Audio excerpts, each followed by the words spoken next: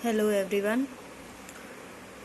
Today we'll talk about defect of vision. In last class we have done few important terms like near point, far point, power of accommodation and etc.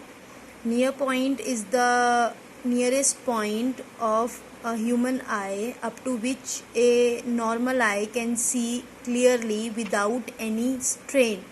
बिना किसी strain के अगर एक human आए वो point जहाँ तक देख सकती है उसे हम नियर पॉइंट बोलते हैं, सबसे पास का point.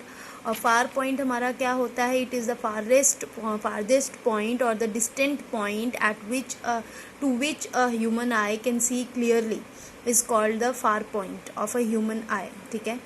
The maximum distance, the distant point, सबसे दूर का पॉइंट जहाँ तक एक ह्यूमन आई बिना किसी स्ट्रेन के, बिना किसी दिक्कत के इजीली देख सकती है, उसे हम फार पॉइंट बोलते हैं. ठीक है. एक नॉर्मल ह्यूमन आई के लिए जो फार पॉइंट होता है वो इन्फिनिटी होता है और एक नॉर्मल ह्यूमन आई के लिए जो नियर पॉइंट होता है वो 25 सेंटीमीटर होता है.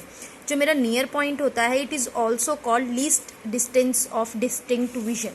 अगर पेपर में कहीं पे लिखा हुआ आता है कि what is least distance of distinct vision or define least distance of distinct vision, then you have to define near point only. Fine. Now let us start with defect of vision. There are many defect of vision, but in here we are discussing few of them. Like first of all we'll discuss about myopia, then hypermetropia, then presbyopia. Fine. What is myopia? Myopia को हम लोग near sightedness भी बोलते हैं, short sightedness भी बोलते हैं.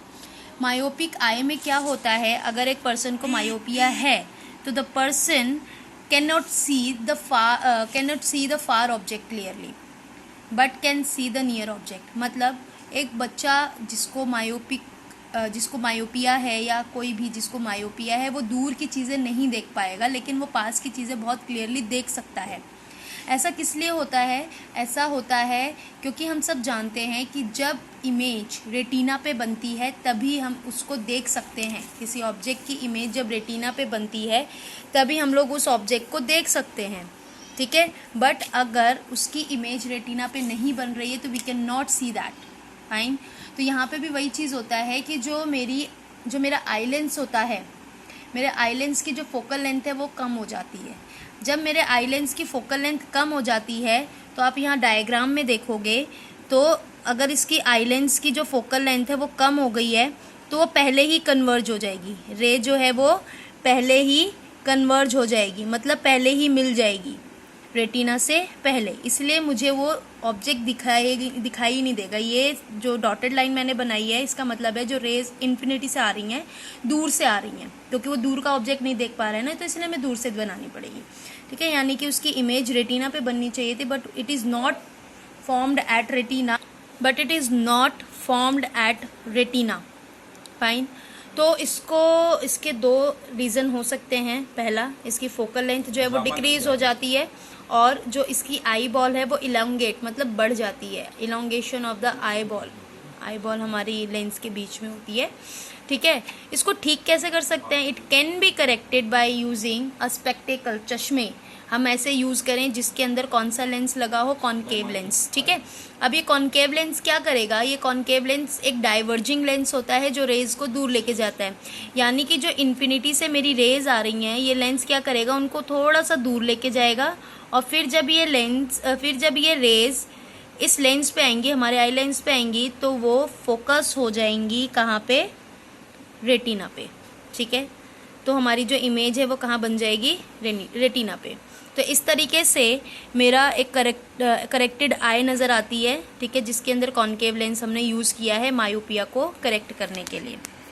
Next defect of vision है हमारा हाइपरमेट्रोपिया, जिसे हम लोग फार साइटेडनेस भी बोलते हैं और लॉन्ग साइटेडनेस भी बोलते हैं. इसके अंदर क्या होता है? इसके अंदर जो पर्सन है, a person can not see the near object clearly but can see the far object. मतलब वो पास की चीज़ों को नहीं देख पा रहा है लेकिन दूर की चीज़ों को बहुत इजीली देख ले जाता है. ठीक है. तो इसके अंदर क्या रीज़न होगा, जैसे मायोपिया में था कि उसकी जो फोकल लेंथ थी डिक्रीज़ हो गई थी आई लेंस की, यहाँ पे क्या होगा, फोकल लेंथ आई लेंस की इंक्रीज़ हो जाएगी। मतलब जो इमेज रेटिना से पहले बन रही थी अब मेरी इमेज रेटिना के पीछे चली जाएगी, इस तरीके से। ठीक है, ये मेरा पास का पॉइंट है, क्योंकि उसको पास का नज़र नहीं आ रहा है तो मैंने पास का पॉइंट लिया है। ठीक है, इस आई लेंस की वजह से उसकी इमेज कहाँ पे चली गई है, रेटिना से दूर चली गई है। क्यों? क्योंकि इसका जो फोकल लेंथ है वो बढ़ गया है। ठीक है, फोकल लेंथ बढ़ गई है तो इसलिए जो रेज हैं वो बाद में कन्वर्ज होंगी, काफ़ी दूर जाके कन्वर्ज होंगी। ठीक है, तो इसको करेक्ट कैसे किया जा सकता है, इसको करेक्ट करने के लिए हम लोग क्या यूज़ करेंगे, कॉन्वेक्स लेंस। क्यों? क्योंकि कॉन्वेक्स लेंस एक कन्वर्जिंग लेंस होता है जो रेज को कन्वर्ज करता है। तो ये कॉन्वेक्स लेंस क्या करेगा, कॉन्वेक्स लेंस पहले जो मेरी ये रेज हैं इसको थोड़ा सा कन्वर्ज करेगा और ये वाला जो लेंस है इसको और कन्वर्ज करके रेज को पहले मिला देगा, तो हमारी इमेज कहाँ बन जाएगी, रेटिना पे। तो इस तरीके से मेरा हाइपरमेट्रोपिक आई को हम लोग करेक्ट कर सकते हैं by using a convex lens. जब आपसे रीज़न पूछा जाता है, कॉज पूछा जाता है लिखने के लिए, तो आप इन दोनों में से कोई भी एक कॉज लिख सकते हैं।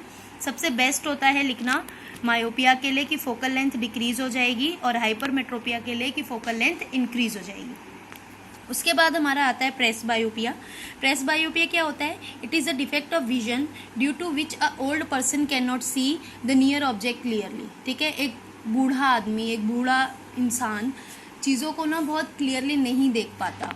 ठीक है, तो ऐसा होता क्यों है, ऐसा इसलिए होता है कि जो उसकी सिलेरी मसल्स होती हैं, जैसे जैसे एज बढ़ती जाती है सिलेरी मसल्स क्या होती जाती हैं, वीक होती जाती हैं।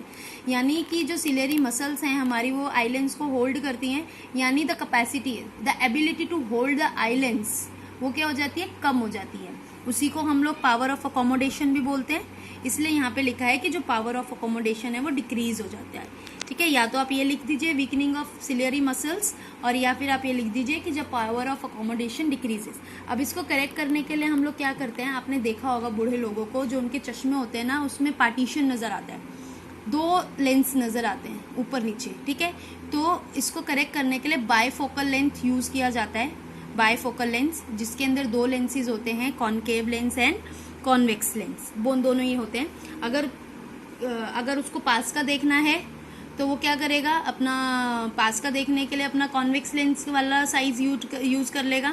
ठीक है, और अगर उसको दूर का देखना है तो कॉनकेव वाला। मतलब ये लेंसेज ऊपर नीचे होते हैं। ठीक है, कॉनकेव ऊपर होता है और कॉन्वेक्स नीचे होता है। इसमें कोई डायग्राम की जरूरत नहीं होती, इसलिए डायग्राम नहीं बनाया है इसके अंदर। ठीक है, नेक्स्ट कैटरेक्ट। वैसे तो ये पेपर में आपकी बुक के अंदर डायरेक्टली नहीं दे रखा है, बट कैटरेक्ट पूछा जाता है पेपर में, एमसीक्यूज पूछ सकते हैं, 1 मार्क क्वेश्चन पूछ सकते हैं। तो कैटरेक्ट क्या है, जिसे आप हिंदी में मोतिया बिंद बोलते हैं।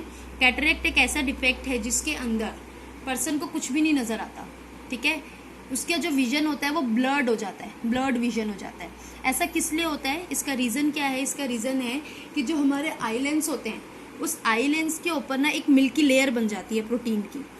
ठीक है, उस आपका जो आई लेंस है एक मिल्की लेयर उसे कवर कर लेती है। जब उसने उसी को कवर कर लिया तो आप किसी चीज़ को क्या देख पाएंगे। ठीक है, तो इसको हटाने के लिए, इसको ठीक करने के लिए क्या करना पड़ता है, इसको ठीक करने के लिए ना उस मिल्की लेयर को हटाया जाता है। और उस मिल्की लेयर को हटाने का सिर्फ एक तरीका है, ऑपरेशन करना, सर्जरी करना। तो इसको हटाने का, इसको करेक्ट करने का सिर्फ और सिर्फ एक ही तरीका है, ऑपरेशन बाय सर्जरी, ऑपरेशन और सर्जरी। ठीक है, तो ये मेरा डिफेक्ट ऑफ विजन है जो पेपर में आपसे 3 नंबर के भी आ सकते हैं, तो आपको इन तीनों को बताना होता है। 1 नंबर का आएगा तो आपको ये, या फिर 3 नंबर में वो आपसे ये भी पूछ लेते कि what is myopia, what are its cause, what is the correction. तो आपको करेक्शन के साथ ये डायग्राम बनाना होता है। ठीक है।